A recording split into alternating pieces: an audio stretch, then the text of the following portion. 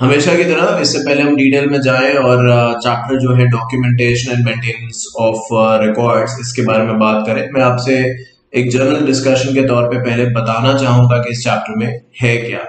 देखिए, जैसे कि नाम से ही समझ में आ रहा है, डॉक्यूमेंटेशन एंड मेंटेनेंस दो अलग अलग बातें हैं। डॉक्यूमेंटेशन पहला तो है, देखिए रिकॉर्ड्स हम तब मेंटेन करेंगे जब कुछ डॉक्यूमेंट्स बनेंगे, बिकॉज जब डॉक्यूमेंट्स काफी सारे इकट्ठे हो जाते हैं तो वही हमारे रिकॉर्ड्स पर्पस पे यूज किए जा सकते हैं। अब रिकॉर्ड्स को प्रेजेंट करने की रिक्वायरमेंट कभी भी आ सकती है। फॉर एग्जांपल, जैसे कि मैं हमेशा आपसे कहता हूँ, being a CS professional student, अब कुछ ज्यादा समय नहीं है कि आप सीएस जब बन जाएंगे, ट्रेनिंग कर रहे होंगे या करेंगे तो आप बहुत बार रियलाइज करेंगे। For example, if you are working in a company, तो बहुत बार आपके एमडी ने आपको बुलाया और कहा कि वो डॉक्यूमेंट जो उस दिन हमने देखा था या एग्जीक्यूट किया था या बात करी थी, वो अभी जरा फाइल लेके आ जाओ मेरे कैबिन में।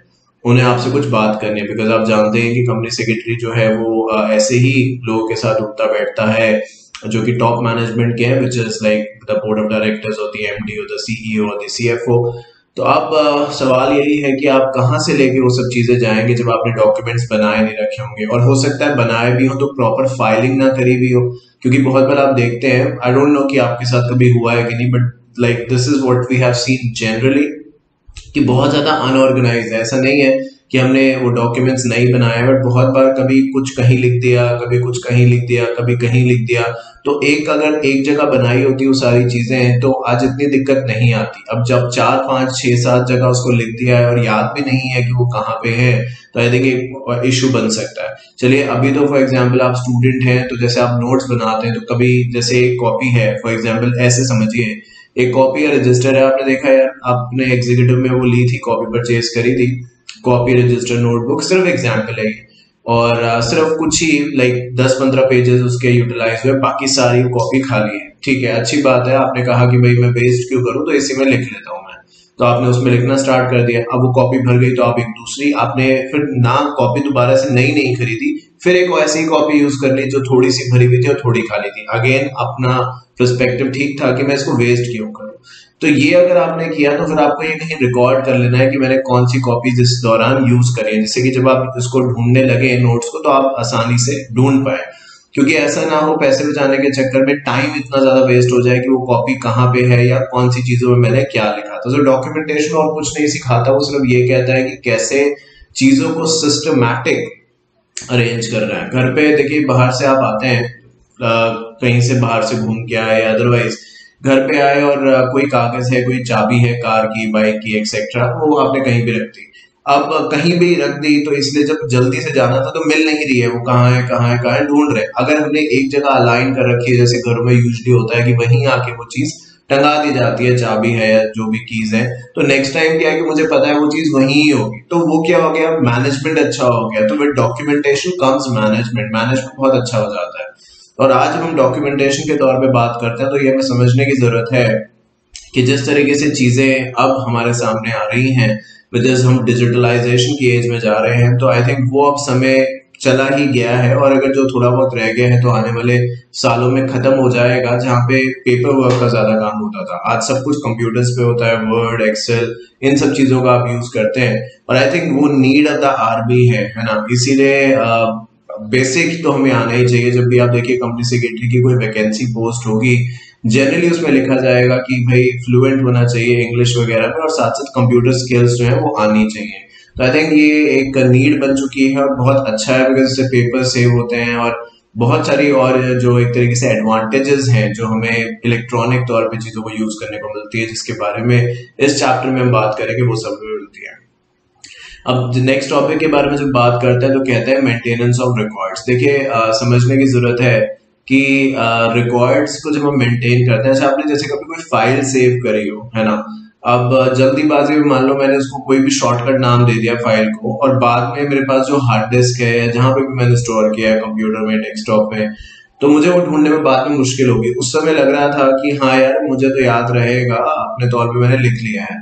पर जब उस रिकॉर्ड को सर्च करना पड़ा तो शायद सारे रिकॉर्ड चेक करने पड़े, उसके बाद वो जाके फाइल मिली। यही सारा समय हमारा बच सकता था अगर हमने उस रिकॉर्ड को, उस फाइल को, उस डॉक्यूमेंट को प्रॉपर नेमिंग कन्वेंशन और सो कॉल्ड एज नोमेनक्लेचर, यानी किस नाम से फाइल जानी जाएगी, वो सही से दिया होता तो शायद 2 मिनट एक्स्ट्रा वहां पे जरूर लगते हैं, बट आने वाले 2 घंटे हमारे बच सकते थे। और हु नोज कि भाई कंपनी में जब आप काम करते हैं तो चीजों की रिक्वायरमेंट बहुत अर्जेंट बेसिस पे हो जाती है कि अभी I want this file in next 5 minutes.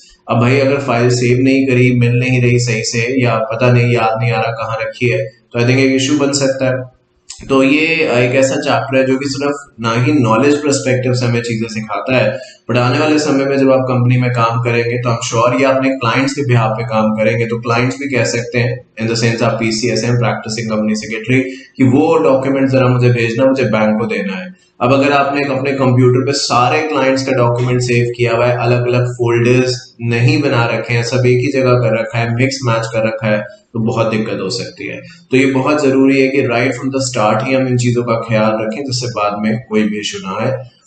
जब इसके बारे में आगे बढ़ेंगे तो समझेंगे कि सिर्फ ये कहने के लिए नहीं है, यहाँ पे सेबी की जो LODR यानी लिस्टिंग ऑब्लिगेशंस की गाइडलाइंस है, वहां पे भी कुछ रूल्स रखे गए हैं कि भाई आपको जो डॉक्यूमेंट्स बनाने हैं वो प्रिजर्व आपको कब तक करने हैं और किस तरीके से उसका यूज किया जा सकता है, कैसे रिस्पॉन्सिबिलिटी और सो कॉल्ड एज अकाउंटेबिलिटी जो है वो फिक्स करी जाएगी, वो सारी बातें वहां पे कही गई हैं, तो वो सब भी हम लोग देखेंगे।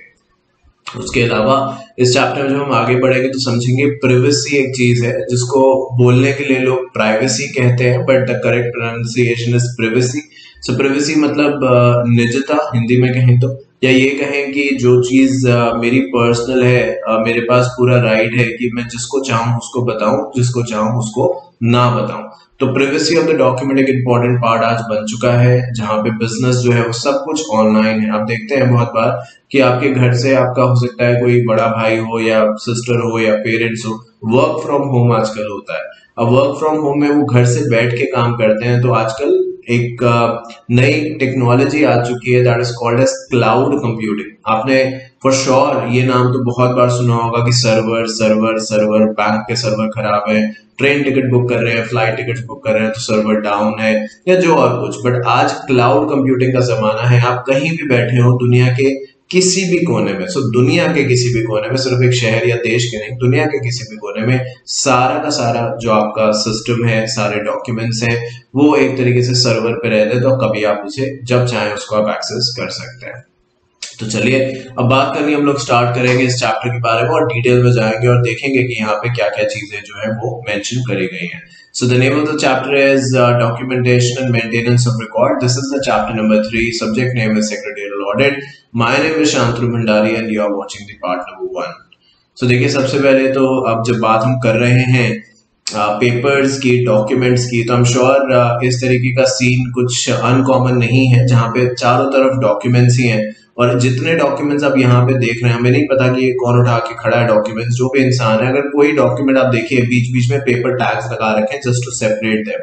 अगर ये इधर उधर हो गए तो बहुत मुश्किल आ जाएगी इन सब चीजों को सीक्वेंस में अरेंज करना। तो आई थिंक देखिए हर चीज अपने चैलेंजेस लेके आती है, इसमें हम ये भी रियलाइज करेंगे जब आगे बढ़ेंगे कि आपने कह दिया कि फिजिकल डॉक्यूमेंट्स रखना ज्यादा अच्छा है या वर्चुअल ज्यादा अच्छा है, तो उसके बारे में भी हम बात करेंगे। तो आइए इंट्रोडक्शन से स्टार्ट करते हैं।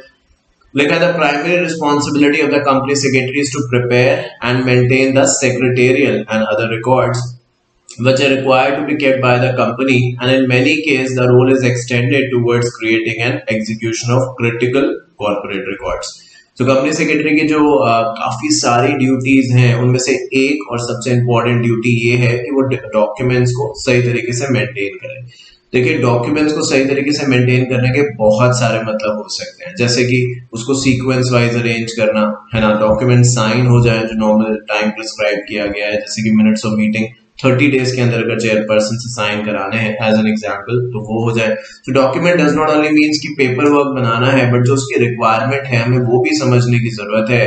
और ये कंपनी सेक्रेटरी की होल सोल रिस्पॉन्सिबिलिटी है कि ना ही सिर्फ डॉक्यूमेंट सही बने बट उनका क्रिएशन एंड एग्जीक्यूशन, क्रिएशन मतलब डॉक्यूमेंट्स बनाना, एग्जीक्यूशन मतलब उनको इम्प्लीमेंट कराना या उनको साइन कराना, ऑथेंटिकेट कराना।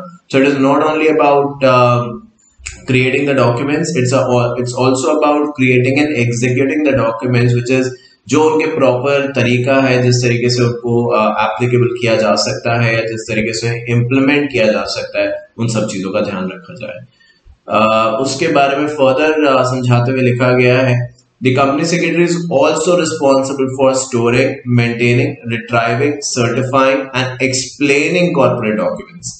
अभी company secretary is often responsible for documents relating to subsidiaries, joint venture, consortium, मैं समझाऊंगा अभी, and other entities, many of which may be at location other than corporate headquarters, including location around the world।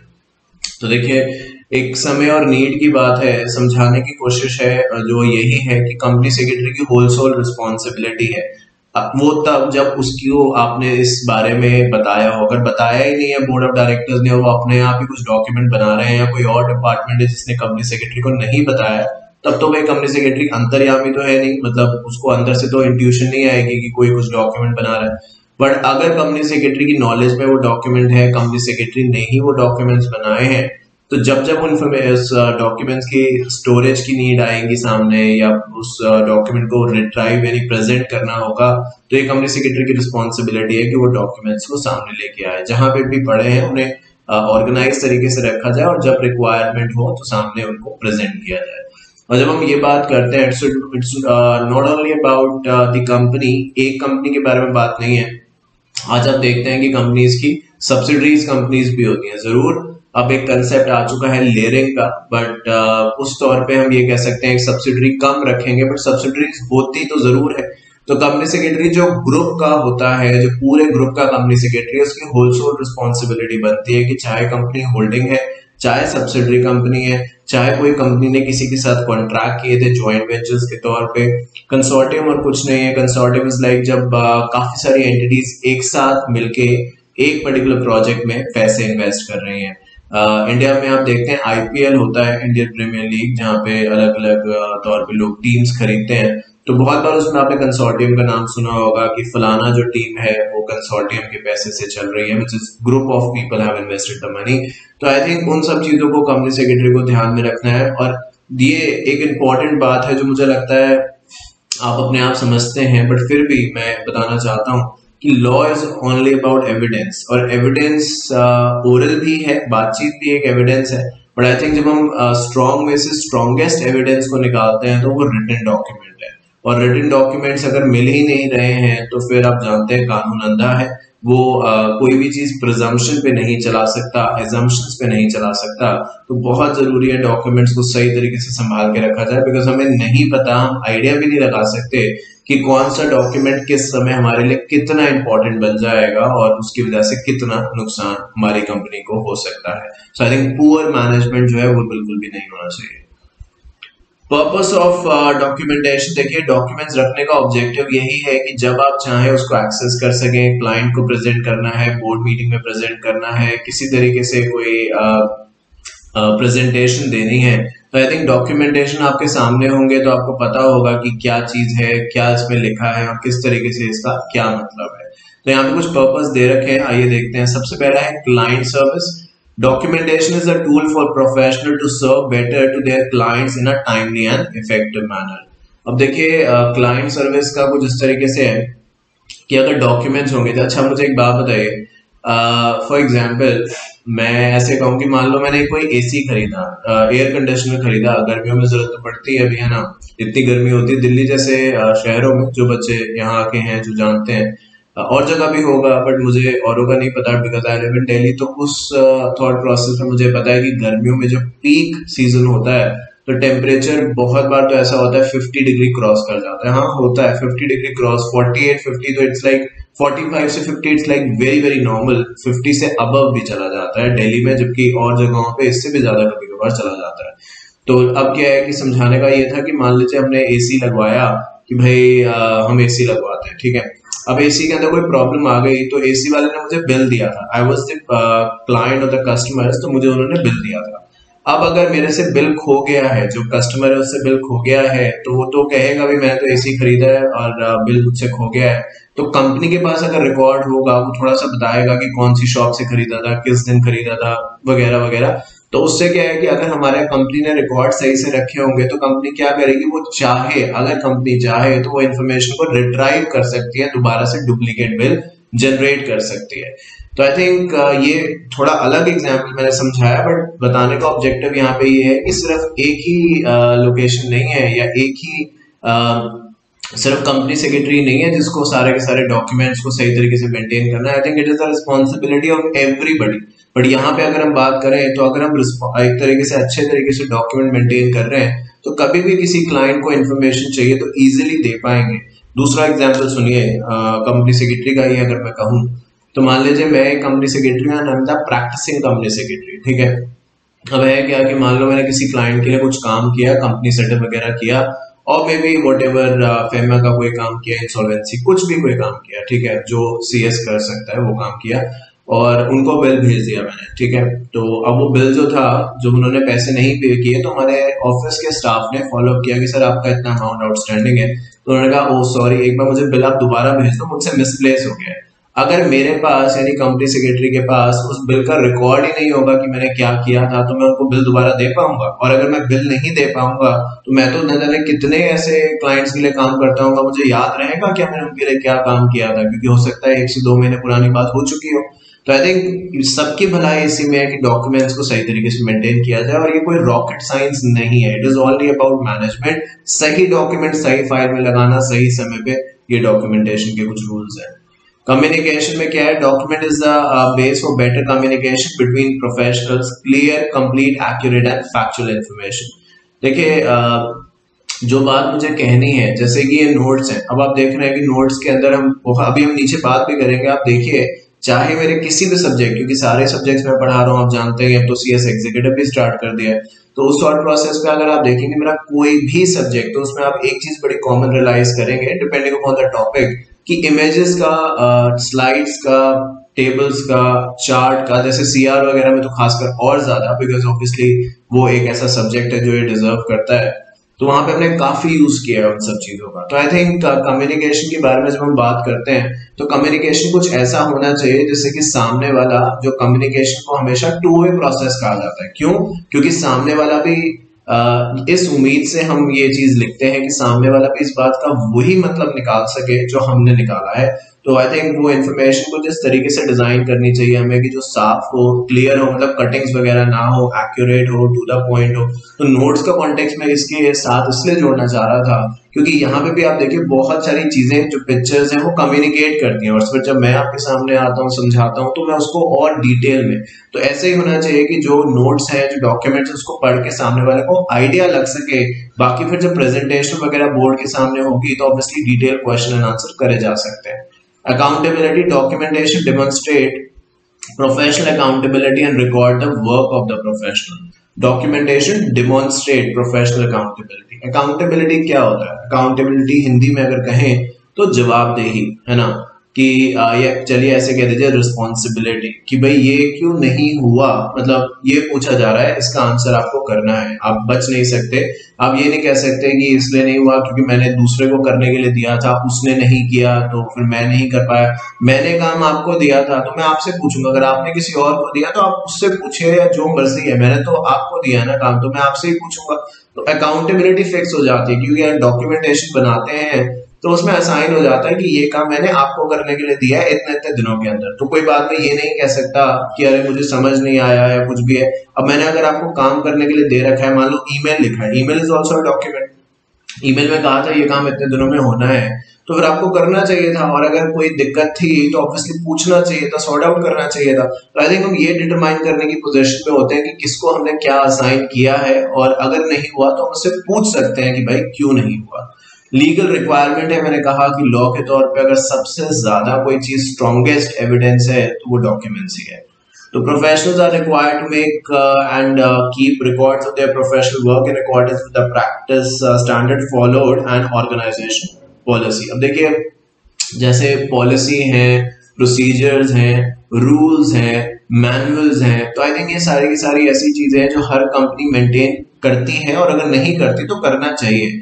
बहुत बार आप कहते हैं कि हमारे office की ये पॉलिसी है ना, जैसे कुछ ऑफिस में फॉर एग्जांपल ये पॉलिसी होती है कि आपको पता है एक जब आप जॉब करेंगे तो और भी कुछ हो सकता है, बट जो एक बेसिक बात है मैं तो वही बता रहा हूँ यहाँ पे। एक होती है एनुअल लीव और एक होती है सिक लीव, ठीक है। ऑब्वियसली दोनों का मतलब अपने आप में क्लियर है, annual leave and sick leave. बीमार पड़ते हैं तो सिक लीव, कोई और रीजन के लिए छुट्टी चाहिए तो आप एनुअल लीव ले सकते हैं। तो कुछ कंपनीज ऐसा करती हैं कि अगर आपने सिक लीव जितनी भी साल में मिलती है, 10 12 15 जो भी मिलती है, जो कंपनी की पॉलिसी, अगर आपने उस साल में सिक लीव नहीं यूटिलाइज करी तो वो लैप्स हो जाती है। साल मतलब फाइनेंशियल ईयर नहीं यूटिलाइज करी तो वो लैप्स हो जाती है। जबकि एनुअल लीव का भी कुछ जगह ऐसा होता है, जबकि कुछ जगह ऐसा है कि नहीं यूटिलाइज करी तो साल के एंड में आपको पैसे मिल जाएंगे। तो कुछ कंपनीज ऐसा भी करती हैं कि वो कैरी फॉरवर्ड करती हैं कि जब आप छोड़ के जाओगे तब एक साथ ही आपको पैसे देंगे। तो अब ये हम अपने आप एजम्पशन पे तो नहीं रख सकते ना कि किस कंपनी में क्या होगा। जो कंपनी का एचआर है उसको इस बारे में पॉलिसीज बनानी होगी। तो अगेन फिर से वही बात आ गई। और आप जानते हैं जब हम कंपनी सेक्रेटरी की बात करते हैं तो अगर लेबर लॉ से रिलेटेड कोई चीज समझनी हो और उसके ऊपर पॉलिसी का प्रोसेस बनाना हो तो कंपनी सेक्रेटरी की तो रिस्पॉन्सिबिलिटी सबसे पहले है। तो वो सारी की सारी चीजों को सही तरीके से रखना, ऑर्गेनाइजेशन के स्ट्रक्चर्स को बताना कि कौन किसको रिपोर्ट करेगा, ये सारी की सारी जो ऑर्गेनाइजेशन की पॉलिसी है ये भी एक डॉक्यूमेंटेशन का पार्ट है। उसके बाद है क्वालिटी। डॉक्यूमेंटेशन में भी used to evaluate professional practice in terms of the peer review, quality review, audits etcetera. Peer review मतलब आपस में सेम पोजीशन। अब देखिए कहने के लिए हम जरूर कह देते हैं कि एक ऑर्गेनाइजेशन में देखो भाई 3 तरीके के लेवल्स हैं, एक है टॉप लेवल, एक है मिडिल लेवल और एक है लोअर लेवल, है ना।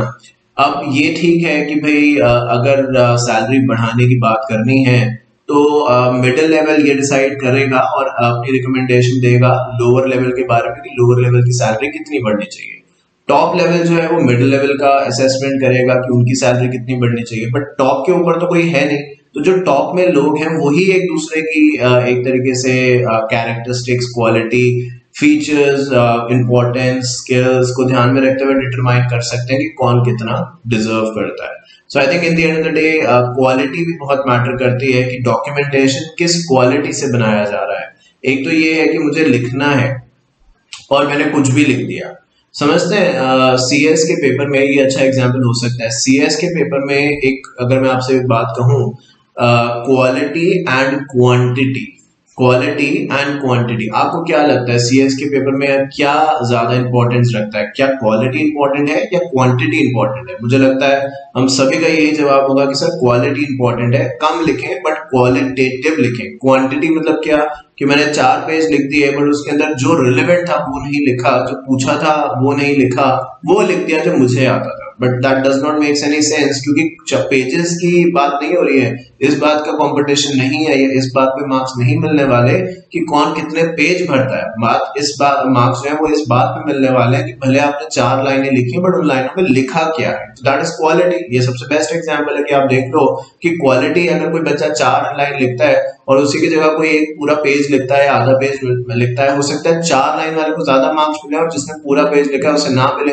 तो इन the end of the day document किस तरीके से लिखा गया है, उसके अंदर जो चीजें हैं उसको कैसे एक्सप्लेन किया गया है, ये भी बहुत इंपॉर्टेंट रोल प्ले करता है। और इस तौर पे भी बहुत हेल्प मिलती है कंपनी को आगे बढ़ने में या फिर चीजों को फर्दर डिसाइड करने में। Guiding principles of good documentation, अब हम बात कर रहे हैं कि अगर हमें डॉक्यूमेंट्स को अच्छा बनाना है तो किन चीजों का हम लोग ध्यान रखें। देखिए सबसे पहले तो ये हमें समझने की जरूरत है कि जब हम डॉक्यूमेंट्स के बारे में बात कर रहे हैं तो एक जमाना होता था कि जब हम डॉक्यूमेंट्स कहते थे तो शायद हमारे दिमाग में डॉक्यूमेंट का मतलब कोई फाइल आती थी जो फिजिकल फॉर्म में है या कोई पेपर जिसमें हमने हैंड नोट्स बनाए हैं। बट आज ऐसा नहीं है। डॉक्यूमेंट्स का मतलब फिजिकल फाइल्स वगैरह तो हैं ही, ये जो कंप्यूटर पे एमएस वर्ड पे या चीजों अलग अलग सॉफ्टवेयर पे काम करते हैं ये सारा का सारा भी डॉक्यूमेंट है। इवन इमेज, ईमेल्स, मैंने बताया भी, ऑडियो, विजुअल्स, ये सब डॉक्यूमेंटेशन है। किस तरीके से इसको अरेंज करते हैं ये डॉक्यूमेंटेशन के अंदर कवर होगा। तो लिखा है the term documentation includes any and all forms of documents like written and electronic records, audio, video, email, fax, images, charts, checklists, communication management, incident, working notes, or any other types of documentation. The good documentation promotes good corporate governance, practice, and compliance level of the company, and also improve communication and dissemination of information between and across various stakeholders. तो देखिए इन the end of the day ये समझने की जरूरत है कि जो एक अच्छा डॉक्यूमेंट होगा वो हर तरीके से कंपनी की रिक्वायरमेंट को फुलफिल करेगा। आज हम बात करते हैं, और प्रीवियस चैप्टर में भी थोड़ी सी बात हुई होगी, और जगह जगह आपने सुना भी होगा कॉर्पोरेट गवर्नेंस। नहीं भी सुना तो आप सुन लीजिए। कॉर्पोरेट मीन्स कंपनी है ना, गवर्नेंस मतलब किस तरीके से उसको एडमिनिस्ट्रेशन किया जा रहा है, किस तरीके से उसको चलाया जा रहा है।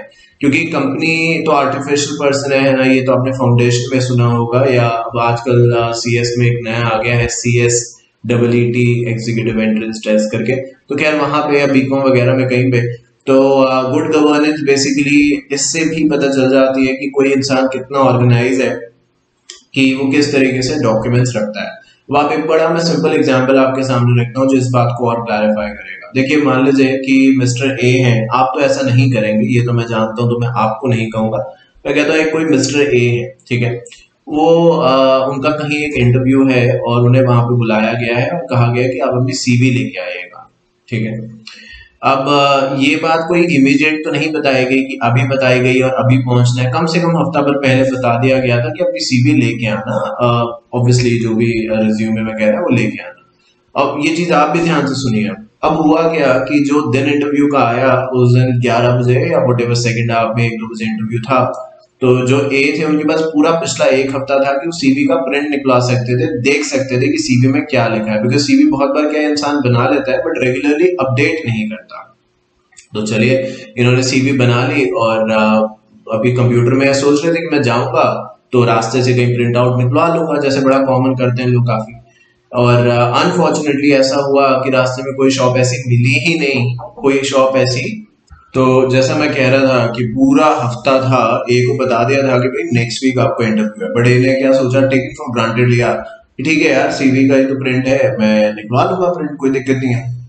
और जैसे कि मैंने अभी कहा अनफॉर्चुनेटली कोई ऐसी शॉप नहीं मिली उस रास्ते में जहां पे वो प्रिंट निकलवा सके, या थी तो बंद थी, मतलब वो बात हो नहीं पाई जो वो चाहते थे। अब वो पहुंच गए उस कंपनी में, क्योंकि समय था 2 बजे का इंटरव्यू का, तो पहुंच गए और HR को जाके कहते हैं कि सर मैं अपनी CV का प्रिंट नहीं लाया। अब मुझे ये देखिए, ये कोई ऑफेंस नहीं है, ये कोई गुनाह नहीं है, बट समझने की जरूरत ये है कि आप इससे क्या वो कंपनी सेक्रेटरी हो या जो भी हो, पर इससे इंप्रेशन क्या पड़ता है कि ये बंदा कितना डिसऑर्गेनाइज्ड है, जबकि सिर्फ एक 5 मिनट की बात ही, एक हफ्ते का समय था, प्रिंट निकलवा सकते थे पर नहीं निकलवाया। तो आई think in the end of the day ये छोटी छोटी जो चीजें हैं ना, जो हम सभी के साथ हम सभी के साथ कभी ना कभार होती ही है, बट हमें कोशिश करनी चाहिए कि इसको हम थोड़ा ऑर्गेनाइज रखें। और चीजों को सही से ऑर्गेनाइज रखने का मतलब है कंपनी सही चलेगी, stakeholders which is a broader word includes everybody, वो सब खुश रहेंगे, and as a result of which जो कंपनी है वो डेफिनेटली अच्छी चीजें जो है, वो अच्छे वैल्यूज जो है, अच्छे एथिकल क्लाइमेट जो है वो सेटअप कर पाएगी, ना ही सिर्फ अपना इंटरनल स्टाफ के लिए बट दूसरों के लिए भी। तो बहुत जरूरी है कि इस तरीके का डॉक्यूमेंटेशन कल्चर प्रमोट किया जाए जहां पे आप चीजों को वेल ऑर्गेनाइज करें, वेल मैनेज करें, जिससे कि कोई दिक्कत ना आए। कुछ बात यहाँ पे लिखी हुई है, लिखा है guiding principle of good documentation are as under, क्या क्या चीजें अच्छे डॉक्यूमेंट में होनी चाहिए या एक डॉक्यूमेंट को और अच्छा बना सकती है। Clear, concise, complete, consecutive, correct, comprehensive, client centric and confidential. तो मैं ऐसे कहूँ कि जैसे एक एक करके अगर बात करें, क्लियर मतलब ऑब्वियसली वो अपने आप में क्लियर हो, कटिंग्स वगैरह भी कम हो ना हो। कंसाइज, टू द पॉइंट हो, कंप्लीट हो, आधी अधूरी बात ना हो। कंसेक्यूटिव हो मतलब बैक टू बैक हो। जैसे आप देखिए, कभी आप कोई मूवी देखने गए हो तो आपको लगता है यार मैं मूवी देख रहा हूँ, एकदम से क्या होगा कि मूवी का ट्रैक चेंज हो जाएगा, मतलब वो आधी बात जो कहीं हो रही थी वो वहीं रह जाती है और एक नई बात शुरू हो जाती है, और वो आधी बात वापस में कभी आती नहीं, कंप्लीट नहीं होती, तो लगता है कि आधा अधूरा कुछ रह गया यहाँ पे। तो वैसा नहीं, बैक टू बैक उस चीज को कंप्लीट करें। करेक्ट, कंप्रिहेंसिव, कंप्रिहेंसिव मतलब short, summary, to the point. Client centric, किसके लिए कम्युनिकेशन आप कर रहे हैं। अगर मैं यहाँ पे कम्युनिकेशन कर रहा हूँ तो क्या मैं अपने लिए कर रहा हूँ या आपके लिए कर रहा हूँ। अगर मैं आपके लिए कर रहा हूँ तो मुझे क्या करना पड़ेगा, ऑब्वियसली मैं आपके लिए ही कर रहा हूँ, इसमें कोई दोराय नहीं है, बट मुझे क्या चाहिए और जो मैं करता हूँ कि मैं इस कंटेंट को इस तरीके से डिजाइन करूँ कि हमारा मॉड्यूल भी कवर हो जाए, बोर भी ना लगे कि हाँ यार बहुत मोनोटोनस है। कुछ सब्जेक्ट से कुछ चैप्टर जैसे होंगे, बट हमारी कोशिश ये रहनी चाहिए, जो फैकल्टी है उसकी कोशिश ये रहनी चाहिए कि जो स्टूडेंट्स हैं उनको बात समझ में आए, और कहीं भी अगर लो लगने लगे चीजें तो इस तरीके से कंसेप्ट को प्रेजेंट किया जाए कि स्टूडेंट को इंटरेस्टिंग लगे, वो सुनता जाए, उसका मोमेंटम बना रहे। तो आई थिंक यही कंपनी को भी करना है। कॉन्फिडेंशियल क्या है कि भाई चीजों को अपने तक ही रखना है, जो इन्फॉर्मेशन जिसको दी गई है बिजनेस नेचर से रिलेटेड है तो उसको अपने तक ही रखना है, आगे स्प्रेड नहीं करना है। अब कुछ पुअर डॉक्यूमेंटेशन है, और ये पिक्चर्स का आइडिया है। अब ये इतनी सारी फाइल्स हैं यहाँ पे, आप अगर इससे मुझसे आइडिया लगा रहे हो, और कोई एक ऐसा इंडिविजुअल है जो इन फाइल्स के बीच में कुछ चीजें ढूंढने की कोशिश कर रहा है। ऑब्वियसली वो फाइल्स पे चढ़ नहीं सकता, बट बताने का ऑब्जेक्टिव ये है कि एक एक फाइल खोल के देखने की कोशिश करी जा रही है कि वो पेपर कहाँ है, वो पेपर कहाँ है। अगर ये फाइल्स अलग अलग कैबिनेट में रखी गई होती और इन पे अलग अलग मार्किंग करी होती कि ये किस चीज की है और किसके अंदर क्या रिकॉर्ड्स हमें मिल सकता है, तो दिक्कत इतनी तो नहीं आती जितनी की अब लग रही है कि आएगी। तो लिखा है the following are some of the example of poor documentation, document with errors, correction, not sign and dated. तो एक तो देखो ऑथेंटिसिटी जो है डॉक्यूमेंट की, वो उस बात से होती है कि वो साइन है और डेट है या नहीं है। मुझे ऐसा लगता है, आप तो देखो लॉ के स्टूडेंट है तो आपको तो ये बात पता ही होगी, कोई और होता तो शायद मैं ना समझा पाता ऐसे कह के, बट अब तो मैं जरूर ये कह सकता हूँ कि हमारे पास एक एक्ट है that is called as limitation act 1963, है कि नहीं। ड्राफ्टिंग में तो बहुत बार यूज करते हैं। देखो जब भी हम ड्राफ्टिंग की कोई डीड्स लिखते हैं तो स्टार्टिंग में क्या लिखते हैं, दिस अग्रीमेंट या this deed was made at या इज मेड एट, जो भी जगह है और डेट है, ये सब चीजें आती है ना, is made eight on this day of this year. क्यों लिखते हैं? क्योंकि उसी से लिमिटेशन का टाइम पीरियड है वो स्टार्ट होता है। फिर हमारे पास रजिस्ट्रेशन एक्ट है 1908, स्टैंप एक्ट है, और आप जानते हैं इंडिया में रजिस्ट्रेशन को और स्टैंपिंग को लेके बात करी जाती है कि स्टैंपिंग इतने महीने में करा लेनी है, रजिस्ट्रेशन कितने महीने में करा लेना है, नहीं तो दिक्कत होगी। तो आई थिंक बहुत जरूरी है कि डॉक्यूमेंट को ऑथेंटिकेट किया जाए, साइन किया जाए, और कटिंग्स ना हो, क्योंकि अगर कटिंग्स हैं डॉक्यूमेंट्स के अंदर तो वो श्योर वो नुकसान करेगा। अब अपना ही एग्जाम्पल ले लीजिए, जैसे एग्जाम में हम देखते हैं बहुत बार, मैं अभी तो देखिए थोड़ा सा इस सेगमेंट में मैं हूं तो मुझे नहीं समय मिल पाता, बट जब मैं ये नहीं कर रहा था तो मैं कभी कभार, उस समय भी रेगुलरली नहीं, कभी कभार अगर बहुत इंसिस्ट किया गया तो मैं चला गया इन्विजिलेशन में। होता है ना आपके एग्जाम में सीएस वगैरह जो आते हैं इन्विजिलेशन के तौर पे साइन वगैरह करते हैं कि वो चीटिंग नहीं कर रहा वगैरह वगैरह वगैरह, तो उसमें चला गया। तो उसमें बहुत बार एक चीज कॉमन है जो देखने को मिलती है कि बहुत बार बच्चे, जैसे दो ऑप्शन है कि इधर ये वाला क्वेश्चन करें या ये वाला करें, तो कई बच्चे तो समझ लेते हैं, 2 मिनट सोचते हैं उसके बाद आंसर करते हैं, जबकि कई ऐसे होते हैं जो जल्दीबाजी में ए और बी में से एक करना था तो ए वाला करना शुरू कर दिया, आधा लिखा, लगा नहीं यार बी वाला ज्यादा अच्छे तरीके से आता है, ए वाला फिर पूरा काटा, फिर बी वाला लिखना शुरू किया, और इसके भी आगे मैंने देखा है कि लगने लगा नहीं यार वही वाला सही था, तो फिर बी पूरा काटा, फिर ए लिखना शुरू किया। अब यही चीज आप समय, अपनी कॉपी की क्वालिटी और अपना एक तरीके से जो एनर्जी है वो बचा सकते थे अगर आपने थोड़ा सा सोच लिया होता, है ना। तो वो यही कह रहे हैं कि कोशिश करें। हम ये तो नहीं कह सकते कि आप कटिंग मत करें, क्योंकि वो तो इंसान की एक कैरेक्टरिस्टिक है कि गलतियां तो होंगी ही होंगी, सुना ही है नोबडी इज परफेक्ट, है ना। तो वो ठीक है, बट कोशिश करें, ये तो कर सकते हैं कि उस गलतियों को हम कम करें।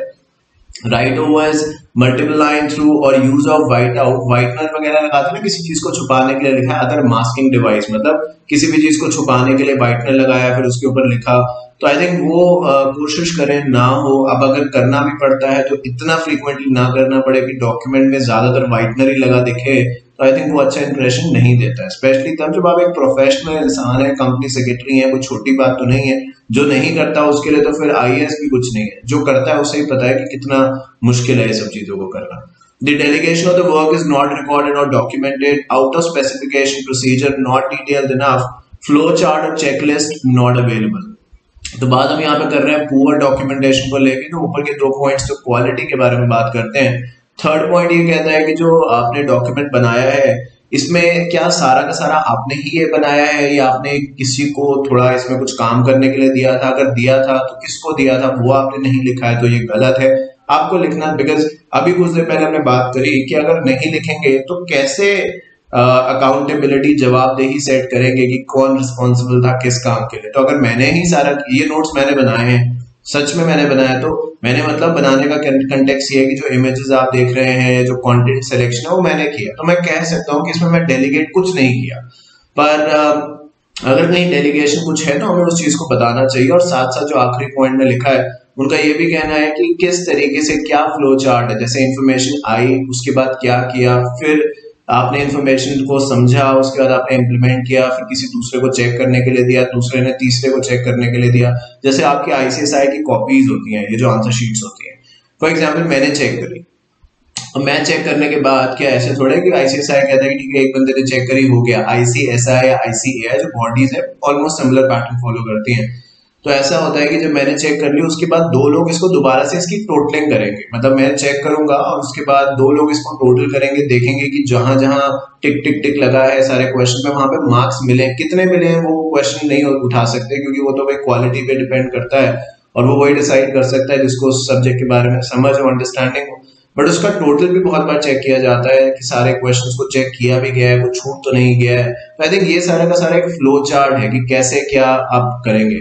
दूसरा एग्जाम्पल सुनिए कि अगर आपको किसी कंपनी में कंप्लेन फाइल करनी है, ठीक है, तो आप क्या करेंगे। अच्छा जैसे ट्राई सुना, ट्राई के बारे में, आईआरडीए के बारे में, मान लो मुझे इंश्योरेंस कंपनी से कोई दिक्कत है, कोई भी इंश्योरेंस कंपनी, वो मेरी बात नहीं सुन रही है, तो पहले मैं उनके ऑफिस में कहूंगा, वो मेरी बात नहीं सुनेंगे, तो फिर जिससे मैं डील कर रहा था अगर वो मेरी बात नहीं सुनेगा, मैं उसके सीनियर को कहूंगा, वो भी मेरी बात नहीं सुनेगा, तो मैं उस ब्रांच के हेड को कहूंगा, वो भी नहीं मेरी बात सुनेगा, तो रीजनल ऑफिसर को कहूंगा, अगर वो भी मेरी बात नहीं सुनेंगे तो जो कंपनी के सीईओ है, सीएमडी है, उनको कहूंगा, वो भी मेरी बात नहीं सुनेंगे तो मैं और आईआरडीए के पास जाऊं। तो एक प्रोसेस है, मैं डायरेक्टली आईआरडीए के पास नहीं जा सकता कि देखो ये वो कहेंगे भाई आपने प्रोसेस फॉलो किया है क्या सारा, अगर मैंने नहीं किया तो मैं वो काम नहीं कर सकता।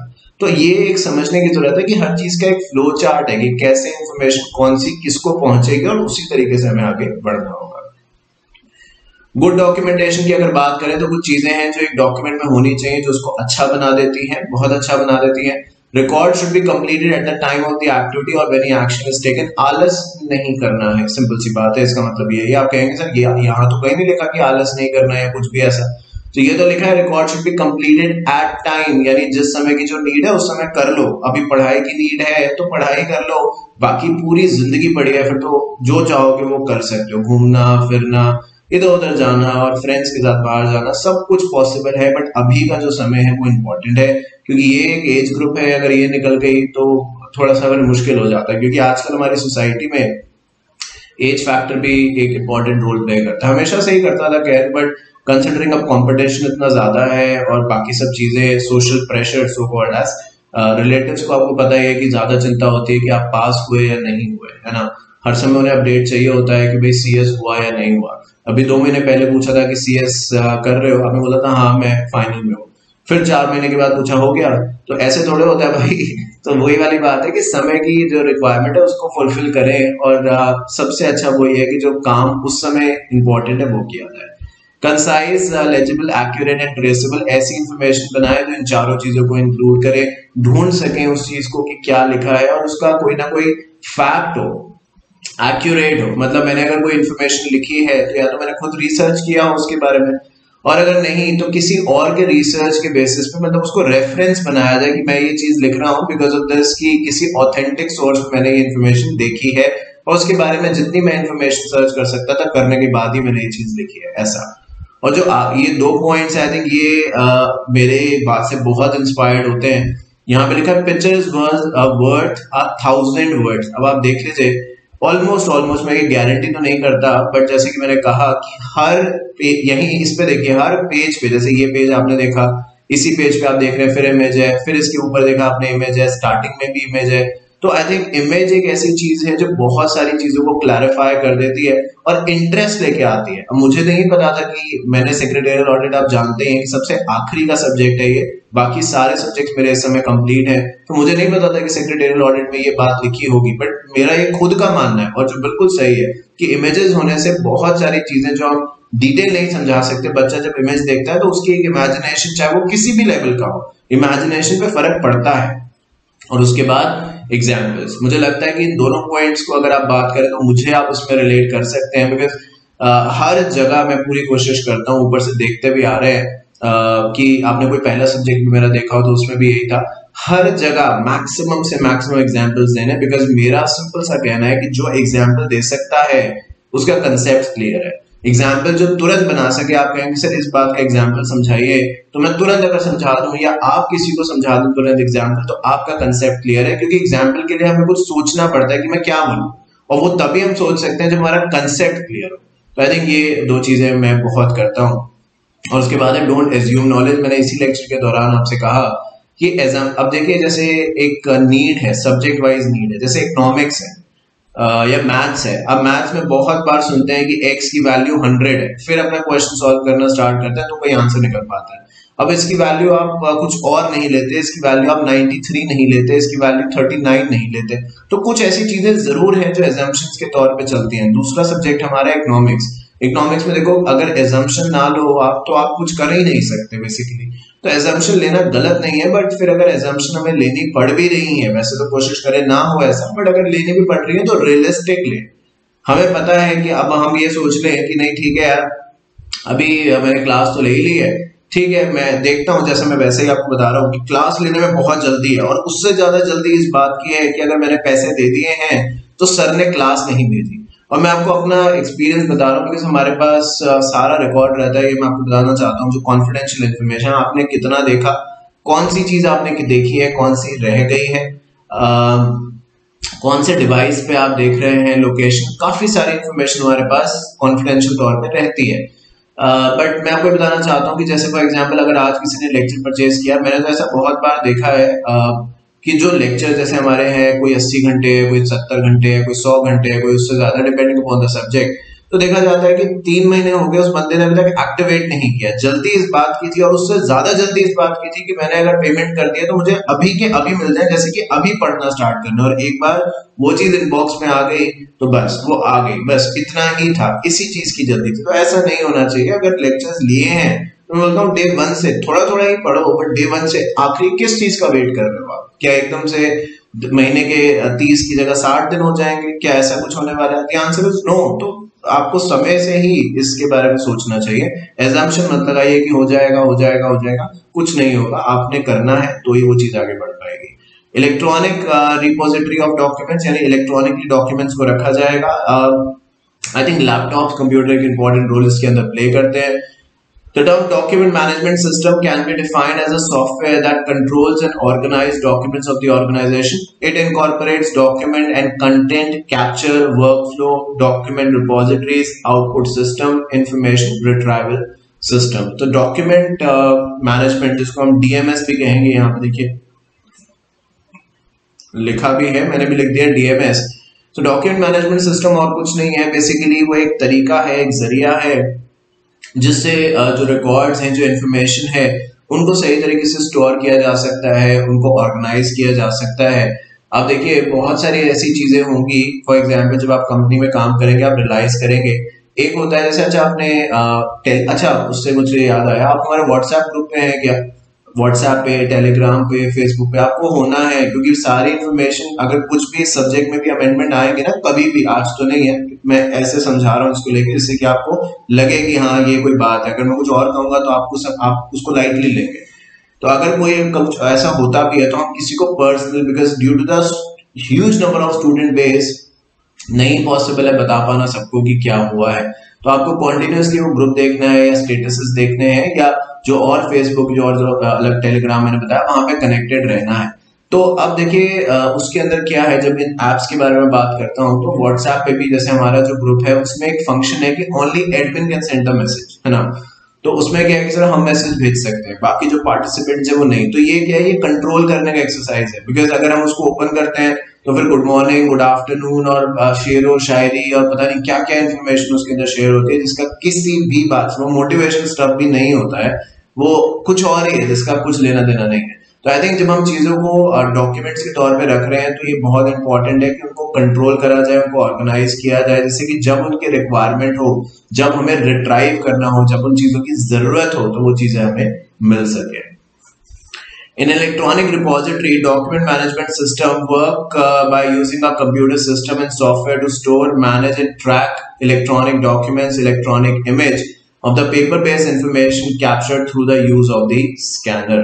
तो आई थिंक ये हमें समझने की जरूरत है कि आजकल आप जैसा कि जानते हैं कि डॉक्यूमेंट्स को हम क्या कर सकते हैं, स्कैन कर सकते हैं। अगर कोई ऐसा डॉक्यूमेंट है, आजकल तो फोन में भी अलग अलग एप्लीकेशंस अवेलेबल हैं जिसके थ्रू स्कैन किया जा सकता है।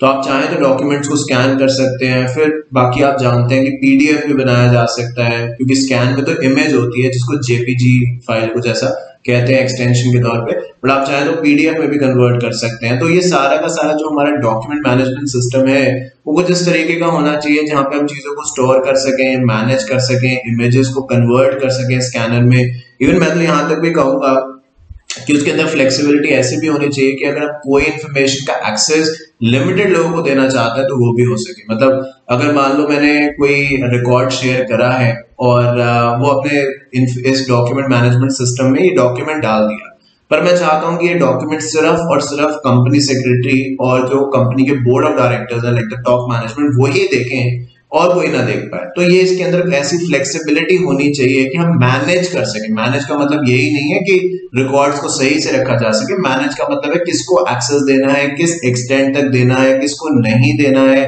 फिर यूं कह दीजिए कि उसके अंदर ये फैसिलिटी भी होनी चाहिए कि कौन डॉक्यूमेंट्स को एडिट कर सकता है और कौन डॉक्यूमेंट्स को व्यू कर सकता है। तो आई थिंक ये सब चीजें हैं जो एक डॉक्यूमेंट मैनेजमेंट सिस्टम से एक्सपेक्ट करी जाती है। फिर एडवांटेजेस ऑफ डीएमएस लिखा है, locking and unlocking of document, document version control, roll back, retrieval, easy audit trail. तो लॉकिंग एंड अनलॉकिंग जैसे कि मैंने कहा, आपने वो पीडीएफ देखी है क्या जिसके अंदर पासवर्ड होता है, तो अगर वो पीडीएफ आपके पास आएंगी तो आप उसको नहीं ओपन कर पाएंगे जब तक आपको पासवर्ड ना प्रोटेक्टेड हो। जैसे कि क्या है, ये बैंक वगैरह भी क्रेडिट कार्ड स्टेटमेंट भेजते हैं ईमेल पे, तो ये क्या करते हैं कि उसका एक पासवर्ड होता है। पासवर्ड मतलब क्या, जो आपका क्रेडिट कार्ड नंबर है उसका एक कॉम्बिनेशन बनाते हैं, जैसे कि 4 डिजिट आपके नाम, आपकी डेट ऑफ बर्थ का इनिशियल डे है एंड जो ईयर है, और आखिरी के कार्ड के 4 नंबर, मतलब कुछ ऐसा बना सकते हैं। जब तक वो इन्फॉर्मेशन आप नहीं डालेंगे वो चीज ओपन नहीं होगी। डॉक्यूमेंट वर्जन कंट्रोल की ये जो डॉक्यूमेंट है ये सिर्फ इसी वर्जन पे व्यू किया जा सकता है, इससे बिलो वर्जन पे नहीं हो सकता। अभी देखिए कुछ ऐसे एप्लीकेशंस होंगी जो एप्पल के फोन पे चलती हैं बट विंडोज पे या एंड्रॉइड पे नहीं चलती। तो ऐसी बहुत सारी एप्लीकेशंस होंगी जो विंडोज और एंड्रॉइड पे चलती हैं बट एप्पल के फोन पे नहीं चलती। तो आई थिंक वर्जन है, क्योंकि वो एक अलग टेक्नोलॉजी का यूज करते हैं, ये लोग अलग टेक्नोलॉजी का, वो मतलब एप्पल और ये मतलब विंडोज या एंड्रॉइड। तो आई थिंक सबका अलग अलग हिसाब है, तो that is called as version control. Retrieval option, अगर मान लीजिए कोई इन्फॉर्मेशन मुझसे डिलीट हो गई, गलती से डिलीट हो गई, अब एरर्स तो भाई इंसान ही करेगा, गलतियां इंसान करेगा, बट सीखे गलतियों के बाद, है ना। तो गलतियां करे बट सीखे। अब पर क्या करें, हो गई गलती तो रिट्राइवल मतलब कैसे वो चीज वापस आ जाएगी, क्योंकि जैसे सर्वर्स वगैरह होते हैं, जैसे हमारे ऑफिस वगैरह में भी है, अगर कोई ऑप्शन गलती से डिलीट हो गया तो भले वो डिलीट हमारे लिए हो गया बट वो सर्वर पे पड़ा है, जो आईटी टीम है अगर वो चाहे तो वो उसको वापस ला सकती है। या मान लो कोई ऐसा एंटी वायरस आ गया जो हमारे सर्वर्स पे हिट कर गया और सारा डेटा जो है वो चला गया, खत्म हो गया, करप्ट हो गया। तो क्या होता है, जो आईटी वाले होते हैं, आजकल टेक्नोलॉजी का देखो जमाना है, तो ऐसा भी होता है, हर कंपनी का अपना अपना हो सकता है, तो मैं ये नहीं कह रहा हर जगह ऐसा ही है, बट हमारे यहाँ ऐसा है कि वो क्या करते हैं, हर दिन जितने भी डॉक्यूमेंट स्टोर वगैरह हुए हैं, क्योंकि अलग अलग लोकेशन पे है, कोई इंडिया में, कोई ऑस्ट्रेलिया में, कोई कहीं पे स्टोर कर रहा है, तो अब क्या है, वो हर दिन रात को क्या करते हैं, एक बैकअप लेते हैं, एक समय डेजिग्नेटेड होता है, इवन व्हाट्सएप तक का बैकअप लिया जाता है, जैसे कि आप जानते हैं। तो बैकअप लिया जाता है उसका कि जो जो इन्फॉर्मेशन पूरे दिन आई है उसका एक बार बैकअप हो गया और वो फिर डिलीट भी हो जाएगी तो बैकअप से रिस्टोर करी जा सकती है। तो इस तरीके का भी प्रोसेस होना चाहिए। Is in audit trial, audit trial कुछ नहीं है, मतलब किसने क्या काम किया। जैसे मान लो मैंने ये जो आप देख रहे हो ये पीडीएफ फाइल है, मैंने ये फाइल ओपन करी, उसके बाद मेरे किसी स्टाफ ने ये ओपन करी, उसके बाद फिर किसी और बंदे ने इसको ओपन किया, तो ये ऑडिट ट्रेल होगा। पहले मेरा नाम आएगा, फिर आएगा कि मेरे किसी स्टाफ ने ओपन करी, मान लो उसका नाम S1 है, फिर आएगा किसी और थर्ड पार्टी ने ओपन करी तो उसका नाम आ जाएगा। तो आई थिंक ये ऑडिट ट्रायल है, मतलब किसने क्या किया। और मान लो फिर अगर किसी से किसने गलती से या जानबूझ के, हमें नहीं पता, बट इसको डिलीट कर दिया, तो ये भी आ जाएगा किसने डिलीट कर दिया ये फाइल, उस यूजर का नाम आ जाएगा। तो दैट इज ऑडिट ट्रेल के पूरे प्रोसेस के दौरान एक्चुअली किसने क्या किया है, किसने फाइल ओपन करी, किसने एडिट करी, किसने उसको फॉरवर्ड किया और किसने उसको डिलीट करा, ये सारी इंफॉर्मेशन ऑडिट ट्रेल में। ऑडिट का मतलब भी यही होता है, फाइनेंशियल ऑडिट थोड़े लिखा है, ऑडिट मतलब चेक करना, रिव्यू करना, तो वो सब आ जाता है। एडवांटेजेस ऑफ इलेक्ट्रॉनिक रिकॉर्ड, अब क्या फायदे हैं, देखो ये बड़ी बेसिक सी बात है तो मैं समझाता चलूंगा, पढ़ाऊंगा, बट ये बहुत सेल्फ एक्सप्लेनेटरी है। कॉस्ट सेविंग, भाई कॉस्ट तो है, ये टाइम सेविंग भी है। कहाँ पेपर लेके कोरियर करते, पोस्ट करते और पता नहीं कब पहुंचते। ईमेल का क्या है कि अभी आप जैसे गूगल ड्राइव है, पेन ड्राइव आपने ली तो जहां पे भी आप होंगे कम से कम मान के चलिए 2 से 3 दिन तो मिनिमम लगने ही लगने हैं, ऐसा ही है। गूगल ड्राइव में कितना समय लगना है, मैंने भेजा नहीं यहाँ पे और आपको मिला नहीं, मतलब अगर आप 1 मिनट भी कह दें तो भी शायद ज्यादा होगा, है ना, भेजने और मिलने में 1 मिनट का मैक्सिमम समय लग सकता है उस ईमेल को, लिंक ही तो आना है। तो आई थिंक कॉस्ट सेविंग इससे बहुत है, बिकॉज बहुत सारे लोग इन्वॉल्व होते हैं इस प्रोसेस के अंदर और फिर वो सामान आप तक पहुंचता है। तो storing and maintaining record in digital form is much cheaper then in other formats.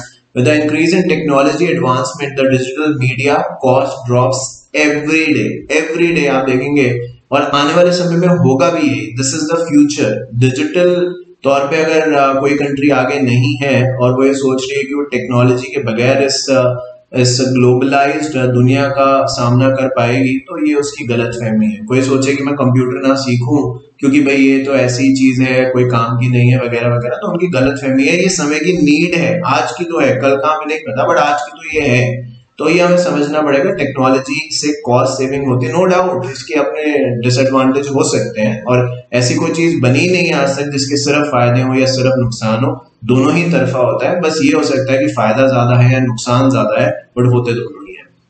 Ease of use, कहीं भी बैठ के डॉक्यूमेंट्स को एक्सेस कर सकते हैं, डज नॉट मैटर आप ऑफिस में हैं या कहीं बाहर है। It's very easy to locate and share electronic documents through computers. Searching nowadays the process of filing does not exist anymore। तो एक तरीके से कोई डॉक्यूमेंट किसी को भेजना, या जैसे ये पीडीएफ है, आप नॉर्मल जानते हैं पीडीएफ है, वर्ड है, कंट्रोल एफ करके, और शॉर्टकट्स भी हो सकते हैं, तो कंट्रोल एफ करके आप फाइंड कर सकते हैं, फाइंड एंड रिप्लेस कर सकते हैं। तो बहुत सारी ऐसी चीजें हैं जो टेक्नोलॉजी ने बना दी है, इजी बना दी है, जिसके तौर पे काम किया जा सकता है। एमएस एक्सेल की बात करिए, कितनी बड़ी शीट हो सकती है, न जाने कितनी सारी अकाउंटिंग एंट्रीज उसके अंदर हो सकती हैं। मिनटों का खेल है जिसको हम एमएस एक्सेल ऑपरेट करना आता है, फॉर्मूला लगा के मिनट्स का खेल है, घंटे भी लगेंगे, मिनट्स का खेल है, वो फाइल रेडी हो जाएगी आगे भेजने के लिए। जो काम करना था, वो फॉर्मूले आजकल हर चीज के बने हुए हैं। अगर मान लो एग्जाम्पल देना हो मुझे, तो 2 फाइल्स हैं, मुझे करना क्या है, 2 फाइल्स मुझे दी हैं, मुझे बोला है कि जो ए फाइल है इसका ही सारा कंटेंट हमें चेक करना है कि बी में है कि नहीं, या ये कह दीजिए कि जो फाइल ए है और फाइल बी है, मुझे कहा गया है कि फाइल ए एकदम सही है, हमें ये देखना है कि जो ए वाला कंटेंट है वो फाइल बी में भी हो, और जो बी में एक्स्ट्रा कंटेंट है उसको डिलीट करना है। क्या बोला मैंने, कि जो ए फाइल है वो सही है, और 2 फाइल मुझे दिए हैं, ए और बी, ए सही फाइल है, बी भी सही है, बट बी के अंदर कुछ एक्स्ट्रा कंटेंट है जो नहीं चाहिए। तो मुझे क्या करना है कि ये करना है कि जो ए फाइल है उसी जैसा कंटेंट बी में हाईलाइट करना है सारा, और जो एक्स्ट्रा है, जो एक्स्ट्रा कंटेंट बी फाइल में है जो कि नहीं चाहिए, उसको डिलीट कर देना है। अब अगर आप कहेंगे सर इसका एक ये रास्ता भी है कि एक एक मैच करते जाएंगे, तो ये अच्छा है, कर तो सकते हैं, मनाही नहीं है, बट कोई चीज ऊपर लिखी है, कोई चीज नीचे लिखी है, और समय बहुत लगेगा, और इसके अंदर एरर्स के चांसेस भी हैं। बट फॉर्मूला लगा लेंगे, रीलुकअप वगैरह का फॉर्मूला वगैरह होता है इसके अंदर, बहुत सारी चीजें जिससे कि आप क्या कर सकते हैं, विद इन मिनट्स आप फाइंड आउट कर सकते हैं कि, और ये एक्सेल भी ऐसे नहीं कि 8-10 कॉलम वाले, मान लो इस एक्सेल के अंदर जो डेटा है वो हजारों या लाखों ट्रांजेक्शंस हैं, so it is very very easy as compare to manual checks, बहुत इजी है, बहुत जल्दी है। तो आई थिंक उस तरीके से इस टेक्नोलॉजी को समझना चाहिए। लेबर सेविंग, अब देखो भाई डॉक्यूमेंट्स बनाओगे तो कोई ऐसा बंदा भी चाहिए जो उसको पेपर में, मतलब जो पेपर्स हैं प्रिंट निकाले, फिर कोई उसको फाइल में करे, फिर स्टैम्प वगैरह करे, स्टेपलर्स वगैरह करे, है ना, ये सब चाहिए। बट अगर इलेक्ट्रॉनिक है तो क्या है, फाइल का नाम भी तो देना है, बात खत्म, किसी की जरूरत ही नहीं है हमें। The labour required to locate, manage, dispose of the electronic documents almost nil. तो अगर आप इलेक्ट्रॉनिक तौर पे बात कर रहे हैं तो किसी की जरूरत खास है ही नहीं। With electronic documents, all the steps like filing, collating, stapling can be automated and that labor completely disappears। तो जो cost saving है, एक तरीके से लोगों की जरूरत जो है, जो आने वाले दिनों में कम ही हो जाएगी, because of the reason robots अभी तो इंडिया में इतने नहीं है, या ना के बराबर है, पर बहुत सारी कंट्रीज में है, और उनके अंदर कोई वो तो होता नहीं कि भाई त्योहार है या कोई डिसीज है उनको, या आज कहीं जाना है उनको, या नहीं आ सकते वो, या उनका मन नहीं कर रहा, कुछ ऐसा तो होता ही नहीं है, तो 24/7 काम कर सकते हैं। तो आने वाले समय में ये एक थ्रेट है हम सभी के लिए कि अगर रोबोट्स टेकअप कर लेते हैं चीजों को, तो आई थिंक काफी मुश्किल हो जाएगी नॉर्मल इंसानों के लिए। तो ठीक है, आगे लिखा है electronic documents can be made searchable by using OCR of the document and made the whole text keyword searchable. This is not possible with the paper work. अब जैसे मैं आपसे कह रहा था, ये पीडीएफ फाइल है, मैंने कंट्रोल एफ किया तो उससे मैं सर्च कर सकता हूँ, और आजकल ऐसी सॉफ्टवेयर भी अवेलेबल है जिसके जरिए एक नॉन पीडीएफ सर्चेबल फाइल को भी सर्चेबल बनाया जा सकता है up to a certain extent. But जितना भी यहाँ पे हम कर सकते हैं पेपर में, तो मुझे एक एक लाइन पढ़नी पड़ेगी, तभी मैं उस वर्ड को हाईलाइट कर पाऊंगा या ढूंढ पाऊंगा। Portability, it's very easy to transport electronic documents. No more boxes of records and trucks or semi trucks to haul the records. Archive मतलब पुराने डॉक्यूमेंट्स। तो एक जमाना था, अब डॉक्यूमेंट तो देखो हर दिन इतने बन रहे हैं, अब जगह तो चाहिए उसको रखने के लिए, तो इधर से उधर भेजना, उधर से उधर भेजना, वो सब अब जरूरत ही नहीं रहा। अब तो क्या है कि सब सर्वर्स पे रहता है। जैसे आप देखिए गूगल ड्राइव है, तो उसमें आप भी अकाउंट बनाते हैं तो आपको 15 GB का फ्री स्पेस मिलता है। उसके बाद अगर आपको चाहिए तो आप स्पेस और बढ़ा सकते हैं at a very nominal charge. तो उसका फायदा कितना है कि आप कहीं से भी एक्सेस कर सकते हैं कोई भी इंफॉर्मेशन, आप घर हैं बाहर हैं, कोई फर्क इस बात से पड़ता ही नहीं है। तो I think portability is like कि इजिली एक्सेसिबल इंफॉर्मेशन जो है वो सारी की सारी हो गई है, जो कि हम सभी के लिए अच्छा है। तो देखो ये सारे के सारे एडवांटेजेस हैं। जब आगे बात करते हैं तो जो अभी का आखिरी टॉपिक होगा फिलहाल इस वीडियो का, that will be called as a disadvantage. अब जैसे कि मैंने कहा, जिस चीज के फायदे हैं तो दूसरी तरफ नुकसान तो होंगे ही होंगे। अब थोड़े कम और थोड़े ज्यादा वो अलग बात है, और नुकसान तो होंगे ही होंगे। तो सबसे पहला जो नुकसान है, जो रिस्क है, उसको कहा गया है सॉफ्टवेयर रिस्क। देखिए टेक्नोलॉजी एक ऐसी चीज है जो मेरा खुद का भी मानना है कि जब तक वो चल रही है तो उससे अच्छा कुछ नहीं है, और जिस दिन वो ना चले तो उससे खराब कुछ नहीं है। इंटरनेट ना चले फोन पे तो कितना रेस्टलेस फील करने लगेंगे हम सब लोग, ये आई थिंक बताना बहुत मुश्किल है। तो वही बात करी गई है सॉफ्टवेयर रिस्क। एक सॉफ्टवेयर के भरोसे हमने क्या कहा कि सारा की सारी इंफॉर्मेशन हम सारा डॉक्यूमेंट मैनेजर में रखेंगे, और डॉक्यूमेंट मैनेजर एक हमारा सॉफ्टवेयर ही है। कल मान लो कि जो सॉफ्टवेयर जिस कंपनी ने हमें प्रोवाइड किया उसके सर्वर्स में कोई इशू आ गया, या जो हमारा डेटा था वो कॉन्फिडेंशियल नेचर का था, और हमें लग रहा था कि भाई क्योंकि सर्वर पे पड़ा है तो कहीं जाएगा नहीं, बट मान लो बहुत बार हम सुनते हैं कि फेसबुक ने डेटा लीक कर दिया, गूगल ने डेटा लीक कर दिया, एक्सेट्रा एक्सेट्रा। अगर डेटा लीक हो गया तब क्या होगा?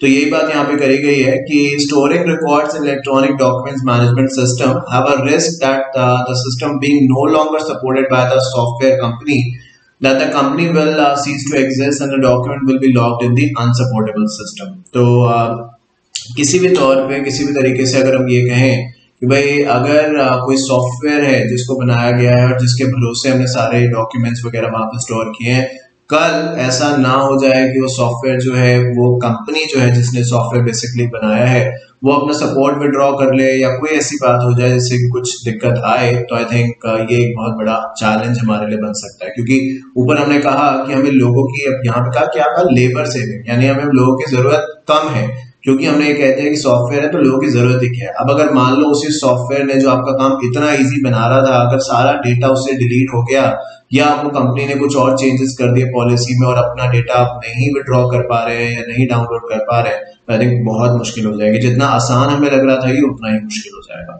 Media compatibility, some of the document are stored in floppy disk that the user know that there is a document on them but don't have the floppy drive anymore. It requires to maintain those images in good viable format and have to maintain those images in media that the person can still access. देखिए एक समय था, आज तो नहीं, एक समय वो जनरेशन थी जब मैं स्कूल में था, मतलब स्कूल के बाद ग्रेजुएशन, LLB LLM, तो स्कूल की बात मैं कर रहा हूँ। तो शायद उस समय भी इतना नहीं था, बट थोड़ा थोड़ा कहीं मुझे याद है कि हम फ्लॉपी हमने देखी थी कि होती कैसे है। इतना यूज तो वो उस समय भी नहीं होती थी, बट जरूर उसकी शक्ल देखी थी पिक्चर से, रियल लाइफ में कि फ्लॉपी दिखती कैसी है।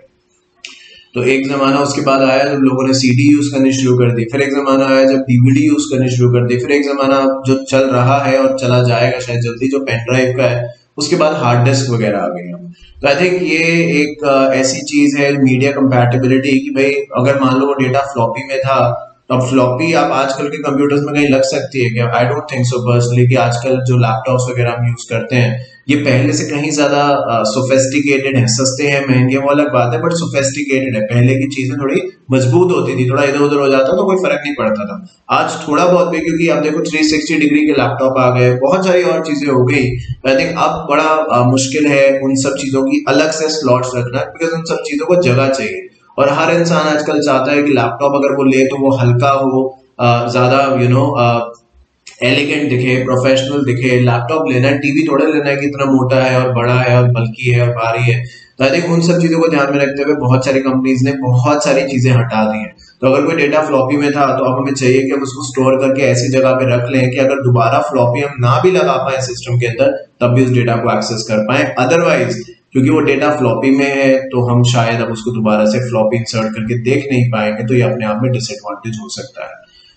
Reliability, all person need to have or need to have at the light source and some eyes to be able to read the paper. It's a good idea to have most vital information image, but keeping a paper copy assume that the person have access to them anytime. इसका एक बड़ा simple सा example समझाता हूँ। Newspaper भी तो document है क्योंकि उसके अंदर भी तो इन्फॉर्मेशन होती है।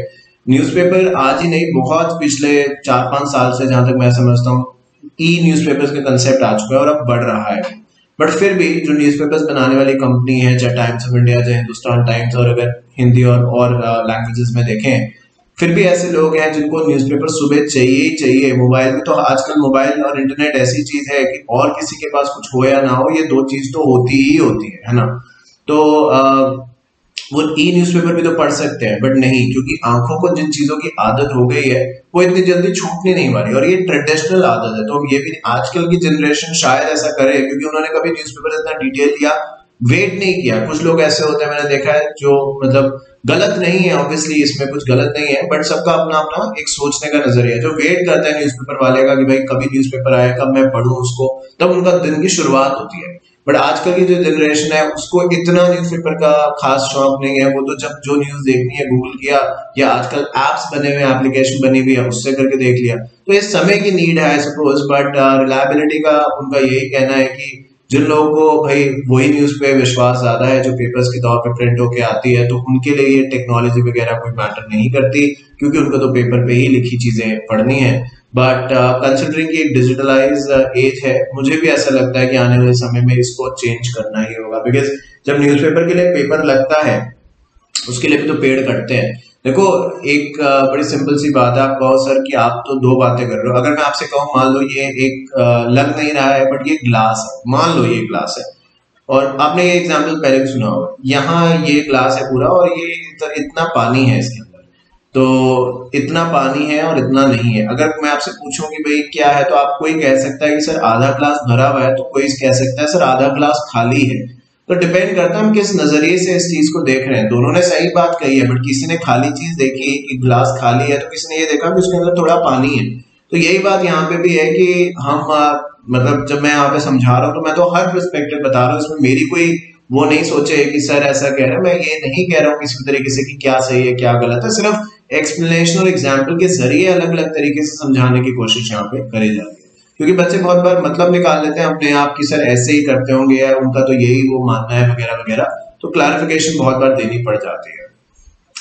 The portability, the next is the advantage of digital image. It's very easy to misplace or accidentally delete large amount of data. It's very easy mode of data to be duplicated and transported outside the organization without permission or knowledge. भाई ये हर जगह हो सकता है। फिलहाल यहाँ पे देखो, ऊपर हम कह रहे थे, अगर आपने नोटिस किया हो, ऊपर हमने आखिरी पॉइंट, मुझे अब एकदम से याद आया, हमने आखिरी पॉइंट पढ़ा था पोर्टेबिलिटी का, और उस समय हम कह रहे थे कि ये एडवांटेज है। एडवांटेज ही तो पढ़ रहे थे इस वाले पैराग्राफ में हम लोग, ये एडवांटेज है इलेक्ट्रॉनिक रिकॉर्ड्स के। अब यही चीज देखो कैसे डिसएडवांटेज में भी आ गई पोर्टेबिलिटी। जैसे कि मैंने कहा, आधा ग्लास भरा है या आधा ग्लास में पानी है, वही बात है। पोर्टेबिलिटी ऊपर फायदा इसलिए था क्योंकि इसको कहीं भी भेज सकते हैं और जल्दी चला जाएगा, कोई खर्चा नहीं आएगा। नुकसान इसलिए है कि कहीं भी और कोई भी भेज सकता है। तो अगर मान लो किसी ने इंफॉर्मेशन हमारी कहीं भी और भेज दी जो नहीं भेजनी थी, तो फिर तो दिक्कत है। तो एक ही चीज के दो अलग अलग पर्सपेक्टिव है। अगर आप कहेंगे कि ये चीज अच्छी है, तो कोई आगे जरूर कह सकता है कि ये अच्छी है बट इसके अंदर ये चीजें गलत भी तो हैं।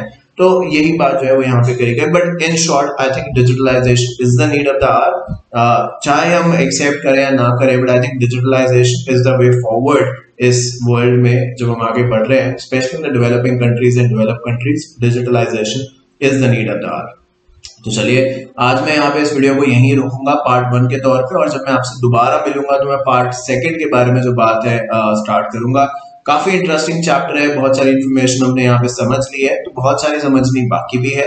बट दोबारा मिलूंगा पार्ट सेकंड में और उसके बारे में हम आगे बात करेंगे। उम्मीद करता हूँ कि आज सारी बात आपको समझ में आई होगी।